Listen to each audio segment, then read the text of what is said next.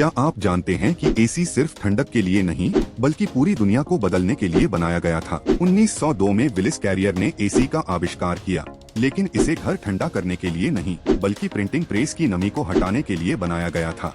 धीरे धीरे इस टेक्नोलॉजी ने दफ्तर, घर और हॉस्पिटल तक जगह बना ली। आज एसी हमारे जीवन का एक अहम हिस्सा बन गया है। बिना इसके गर्मी सहना मुश्किल है। सोचिए, अगर एसी न होता तो क्या होता। Cool care refrigeration and air conditioner channel को सब्सक्राइब करें